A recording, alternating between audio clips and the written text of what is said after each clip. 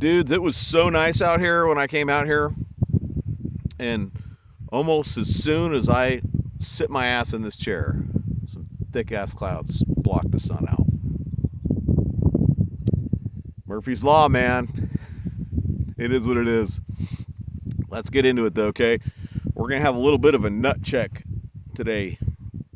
All right, we're mostly going to talk about inland fishing in the U.S.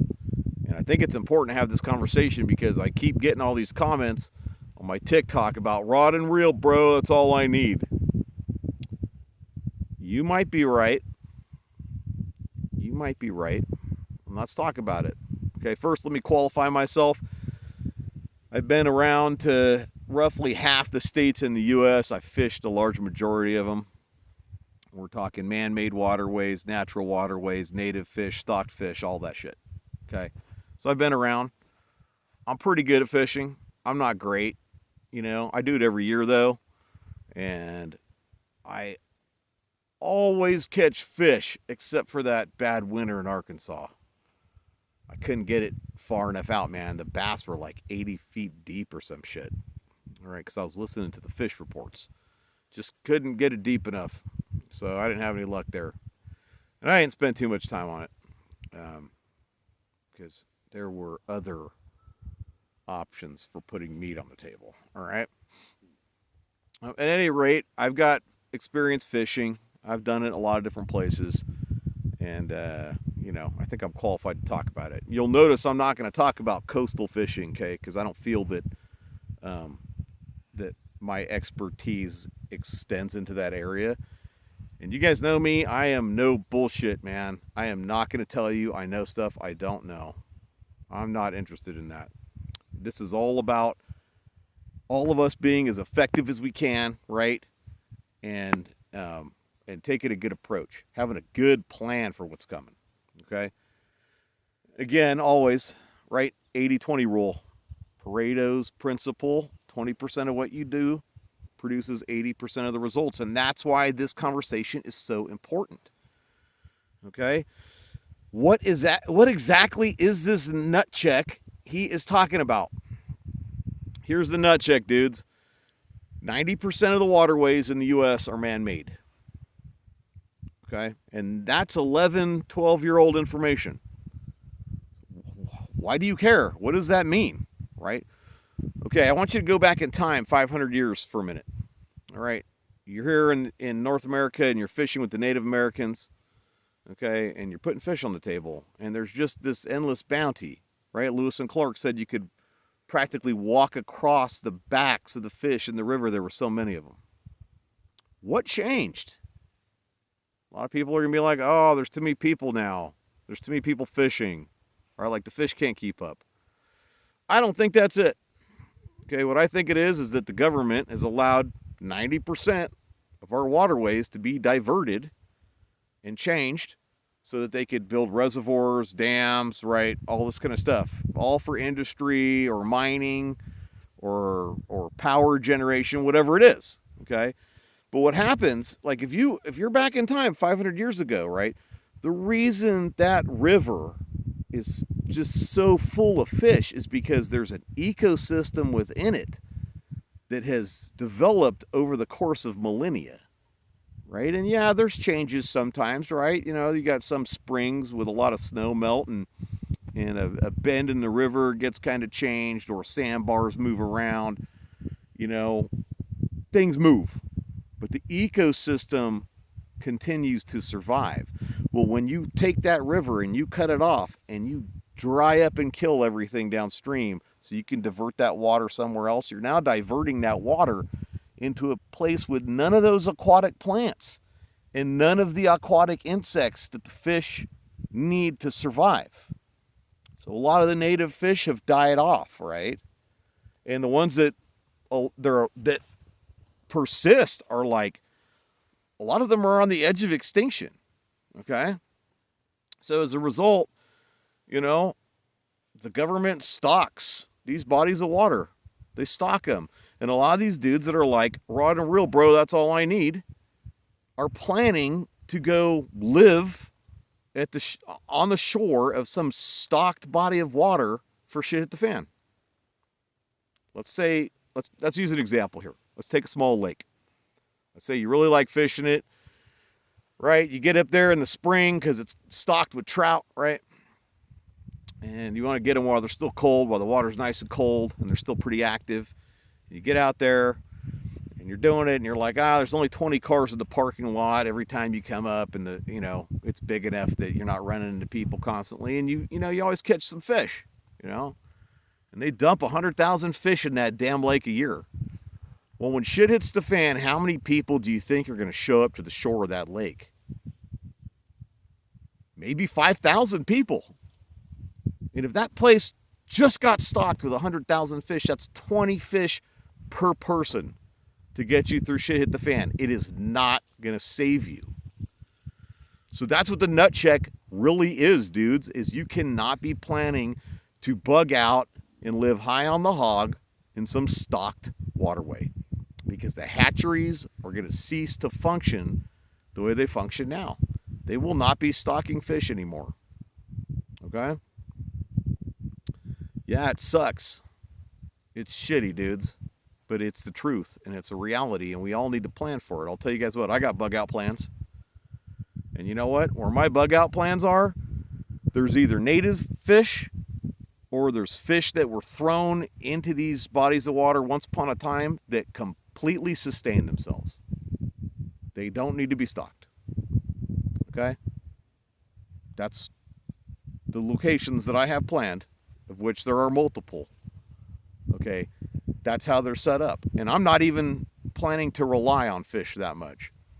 I like fish. I like eating it. I like catching it.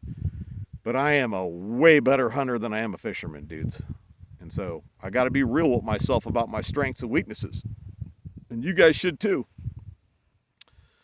I could spend a lot less time snaring rabbits and end up with a lot more meat on the table than I can fishing. Okay, especially with a rod and a reel. But I've done all kinds of fishing, dudes. I've used traps. I've used native style traps, right, that divert the fish and pull them up in a nice little spot. I've done that shit. I'm not going to tell you where because I might get in trouble. Okay? But that's the other thing. Your government doesn't want you to have those skills. They want you to go out there with a rod and a reel. They don't want you to know how to effectively put fish on the fire every night. Okay? Think about it. What can you do to get yourself ready? Right? What can you do? Okay? Let's talk about foraging real fast too, because it's a lot of the same things that have affected fish have affected, natural forage, right? You had industrious Europeans and then finally Americans come in and take all the best land, right? The most fertilized, rich earth, and plowed it all under, killed the native forage, and planted crops. I'm serious, dudes. When you go look at farmland, the next time you're driving through farmland, for me, it's every single time I get in a vehicle. I walk outside. This is rye behind me. Okay, wild rye. But it wasn't here originally. It was seeded by Americans in the 40s out here. Okay, and it took off. All right. So there's definitely forage options that aren't native as well. Okay. But yeah, the same thing kind of happened with natural forage as happened with fish, just kind of from a different angle, right? And a lot of times these days, some of the best forage, natural, is along the edges of farmland, where farmland meets the wildlands. Okay? So if you're working on those skills, that's a good place to practice them. And obviously out in untouched lands, right, dudes? Okay. So there it is, man. That's the nut check. Now, what can you do? Right? What can you do? How can you be effective with the 20% that's going to produce 80% of the results for you? Well, you need to look at the waterways you're planning on fishing in SHTF. Are the fish stocked? Is there native species there? Right? If you can, I would go with a natural waterway that has native species in it right now. All right. I fished some that are just amazing, man. Native cutthroat trout and stuff like that. Just, oh, man, so good.